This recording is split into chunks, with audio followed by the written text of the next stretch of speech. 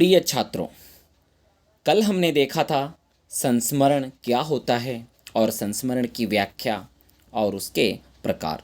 तो आज हम नए विषय पर बात करेंगे, पढ़ेंगे, सीखेंगे, जो गद्य की विधाओं में रेखा चित्र कहलाता है। तो रेखा चित्र वस्तुतः आप सभी को पता होगा एक शब्द चित्र है।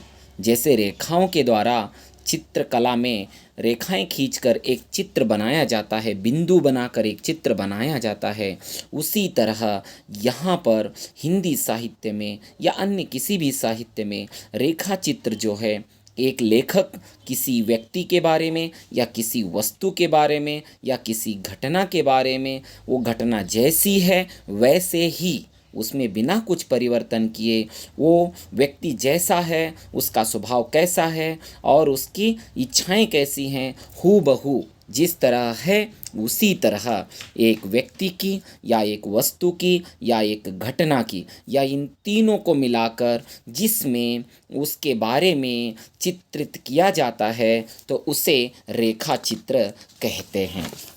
हिंदी साहित्य में आप सभी को पता होगा, हिंदी साहित्य के कोश के अनुसार अगर हम रेखा चित्र के बारे में, उसकी व्याख्या के बारे में समझने की कोशिश करेंगे तो हमारे सामने रेखा चित्र किसी व्यक्ति, वस्तु, घटना या भाव का कम से कम शब्दों में मर्मस्पर्शी तथा भावपूर्ण और सजीव अंकन होता है। हमको कहाँ से पता चलता है यह व्याख्या?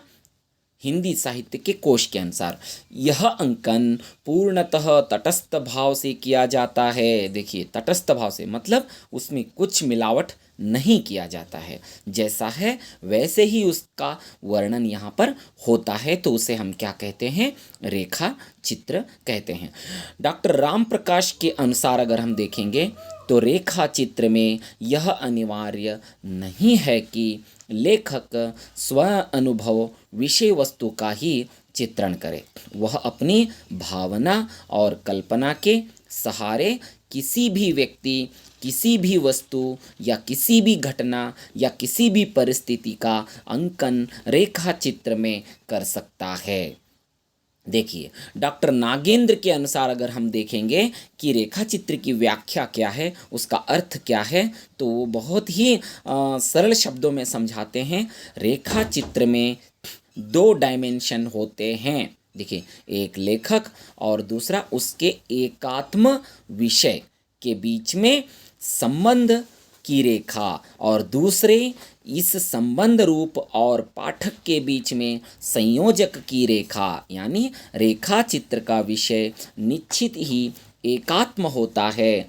इसमें एक व्यक्ति या एक वस्तु ही इसमें चित्रित होता है। देखिए, इन सभी परिभाषाओं को ध्यान से समझने के बाद हम यह कह सकते हैं कि रेखा चित्र सर्वदा स्व अनुभव सत्य नहीं होता है, उसमें कल्पित सत्य भी कहीं कहीं देखने के लिए मिलता है। यह केवल व्यक्ति में सीमित नहीं रहता है, वस्तु, घटना या परिस्थिति पर भी उसमें चित्रांकन होता है, उसमें विवरण होता है। इसलिए व्यक्ति, वस्तु, घटना इन तीनों को मिलाकर जिसमें चित्रण होता है उसे हम रेखा चित्र कहते हैं। देखिए, डॉक्टर तारणी चरण दास के अनुसार अगर हम देखेंगे तो रेखा चित्र स्मृति तथा श्रुति प्रधान नहीं बल्कि दर्शनेंद्रिय पर आधारित रूप प्रधान शाब्दिक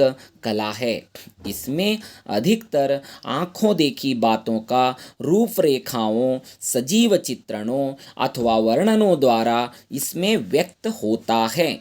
इसमें बिंबात्मकता के जरिए संप्रेषणीयता उत्पन्न की जाती है। रेखा चित्र की विशेषता विस्तार में नहीं, तीव्रता में होती है। यह पूर्ण चित्र नहीं बल्कि व्यक्ति, वस्तु, घटना आदि का एक निश्चित दृष्टि बिंदु से प्रस्तुत किया गया प्रतिबिंब होता है, जिसमें विवरण की न्यूनता के साथ साथ तीव्र संवेदनशील वर्तमान रहती है। अतः तो हम कह सकते हैं रेखा चित्र जीवन की रेखाओं का एक ऐसा चित्र होता है जिसमें सांकेतिक अधिक होती है, उसके कथानक में बिखरे हुए सूत्र होते हैं, कोई संघर्ष नहीं होता है, इसमें व्यापकता के बदले गहराई होती है और यह चित्र की भांति स्थिर होता है। जिस तरह एक चित्र दीवार पर अगर हम टांग देंगे किसी का फोटो तो वो कैसे स्थिर होता है, उसी तरह यहाँ पर भी स्थिरता देखने के लिए मिलती है। इसमें जीवन का उतार चढ़ाव नहीं होता है। सूत्रात्मकता, मार्मिकता, चयन, व्यंजन तथा सूक्ष्मता सफल रेखा चित्र के गुण होते हैं। रेखा चित्र के लिए विषय वस्तु का बंधन नहीं रहता है। सब प्रकार के विषयों का इसमें हम रेखा चित्र लिख सकते हैं, बना सकते हैं। सभी प्रकार के विषयों का समावेश इसमें देखने के लिए मिलता है। रेखा चित्र मुख्य रूप से देखने के लिए मिलते हैं जैसे चरित्र प्रदान रेखा चित्र, अनुभूति प्रदान रेखा चित्र, परिवेश बोधक रेखा चित्र, संस्मरणात्मक रेखा चित्र, वर्णनात्मक रेखा चित्र, व्यंग्यात्मक रेखा चित्र, मनोवैज्ञानिक रेखा चित्र। इसके अतिरिक्त आधुनिक काल में और भी व्यापक विषयों के साथ रेखा चित्र उपलब्ध है। तो मतलब कहने का मतलब ये किसी वस्तु, किसी घटना, किसी व्यक्ति के विशेष गुणों पर जैसा है वैसा ही अगर हम उसके बारे में लिखते हैं, चित्रित करते हैं तो वह रेखा चित्र बन जाती है। तो यह हो गया छात्रों। तो अगला विषय हमारे लिए है रिपोर्तजा। देखिए रिपोर्तजा, रिपोर्तजा एक फ्रांसीसी शब्द है। जो यह कहाँ से आया है शब्द? फ्रांस भाषा से शब्द आया, जिसका संबंध होता है रिपोर्ट करना। देखिए रिपोर्ट, जो रिपोर्ट है वह अंग्रेजी शब्द है, रिपोर्ट करना। जैसे आप सोचते हैं कि जैसे समाचार पत्रों में रिपोर्टर होते हैं, उसी तरह यह रिपोर्टर शब्द भी उसी तरह है। परंतु रिपोर्तजा रिपोर्ट मात्र नहीं है। रिपोर्ट में घटना के यथातथ्य साध्य वर्णन को कहते हैं।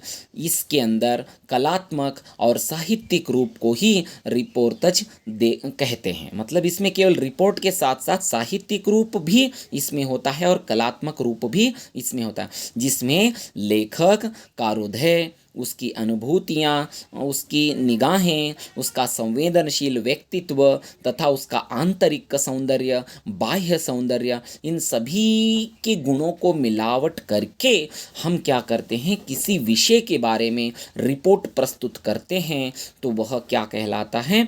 रिपोर्ताज। देखिए निर्माण विशुद्ध साहित्यिक पृष्ठभूमि पर होता है, इसीलिए वह कला के सत्यम शिवम सुंदरम रूप के अधिक निकट पाया जाता है। मतलब इसमें सब कुछ मिश्रण होता है। इसमें कवि की भावनाएं होती हैं, इसमें लेखक के व्यक्तित्व होता है, उसके संवेदनशील होती है, उसकी देखने की दृष्टि भी इसमें होती है।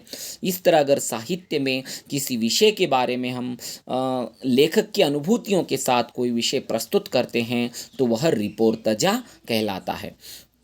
किसी भी घटना का मार्मिक वर्णन जिसमें वस्तुगत सत्य पाठक को सहज ही प्रभावित कर सके तो उसे रिपोर्टज कहते हैं। आँखों देखी और कानों के द्वारा सुनी गई घटनाओं पर रिपोर्टज लिखा जा सकता है, कल्पना के आधार पर नहीं। देखिए यहाँ पर कल्पना के लिए बिल्कुल भी अवकाश नहीं है। जो आँखों से देखा जाता है और जो कानों से सुना जाता है, जो प्रत्यक्ष रूप से हमारे पास होता है, उसे हम रिपोर्टज कहते हैं। लेकिन इस रिपोर्तजा में लेखक अपनी भावनाओं को, उस समय अपनी दृष्टि को इसमें प्रस्तुत कर सकता है। घटना प्रदान होने के साथ साथ रिपोर्तजा कथा तत्व से भी मिला होता है, कथा तत्व से भी यह जुड़ा होता है। यह विधा दृष्ट सत्य को दूसरों के अनुभव तथ्य में देखिए परिणित करने में प्रथम स्थान, अग्रणी स्थान में होता है। रिपोर्टज लेखक को पत्रकार तथा कलाकार की दोहरी जिम्मेदारी निभाने के लिए यहाँ पर अवकाश देता है। यानी पत्रकार केवल क्या है, पत्रकार अपनी पत्रकार की दृष्टि से देखता है, लेकिन रिपोर्टज में यहाँ पर लेखक जो है कलाकार और पत्रकार दोनों दृष्टि से, दोनों आँखों से उस विषय को देखने का प्रयास करता है। मनुष्य के प्रति सहज, सुलभ, आकर्षण तथा पीड़ित मानवता के प्रति गहरी समावेदना का ज्ञापन रिपोर्टज में प्रमुख रूप से होता है। जीवंत ऐतिहासिक तथ्यों के साथ अनुभूति सत्य को संवेदनशील कथ्य में, कथा में रूपांतरित करना ही रिपोर्टज का लक्षण होता है। संक्षेप में अगर हम कहें कि रिपोर्टज किसे कहते हैं, तो वह साहित्यिक विधा है। रिपोर्टज क्या है? साहित्यिक विधा है, जिसमें साहित्यिकता और भावुकता और संवेदन का इसमें सम्मिश्रण मिलन होता है। उसमें वस्तुगत तथ्य को कलात्मक और प्रभावोत्पादक शैली में इस प्रकार प्रस्तुत किया जाता है कि पाठक को तथ्य का भीतर परिचय हो जाता है और उसे साहित्यिक आनंद भी मिल जाता है। तो इस तरह यहाँ पर रिपोर्टज जो है, देखिए आंखों देखी, पत्रकार की दृष्टि से, साहित्यकार की दृष्टि से, कलाकार की दृष्टि से देखने का, किसी विषय को भावनात्मक संवेदनशील रूप से और जीवंत ऐतिहासिक घटनाओं को देखने का प्रमुख एक साहित्यिक विधा है। रिपोर्टज में मूल आधार के रूप में अगर हम देखेंगे तो रिपोर्टज में देखिए वर्णन घटना या वस्तु के वास्तविक इतिहास को जानना होता है। घटना में भाग लेने वाले पात्रों का कल्पित यथार्थ का बाह्य रेखा चित्र उपस्थित करना होता है। घटना में निहित जो स्वार्थी और जो उसके पात्रों की मानसिक गतिविधियों का सजग तथा सचेष्ट विश्लेषण करना होता है। रिपोर्टज लेखन को भाव प्रणव तथा कल्पनाशील होने के साथ साथ जोखिम उठाने वाला भी कहा जाता है, जिसमें निरपेक्ष रूप से घटनाओं का चित्रण करने के लिए जरूरत पड़ने पर घटनास्थल को जाना पड़ता है। रिपोर्टज को साहित्यिक रूप से उसे देखना पड़ता है और साहित्यिक रूप से देखने के बाद साहित्यिक दृष्टि से उसमें भाषा की शैली से विषय के अनुसार सजीव और प्रभावशाली बनाने के लिए कलाकार की दृष्टि से उसमें अपना पात्र निभाना पड़ता है। तब जाकर यह एक यहाँ पर देखिए रिपोर्टज तैयार होता है। तो कुल मिलाकर छात्रों आज हमने देखा रेखाचित्र और रिपोर्टज, इन दोनों को नोट्स आप बनाइए। ऑलरेडी जो मैंने पीडीएफ दिया है वो नोट्स ही है, लेकिन उसको अपने शब्दों में लिखकर निकालिए और मुझे वापस भेजिए। धन्यवाद।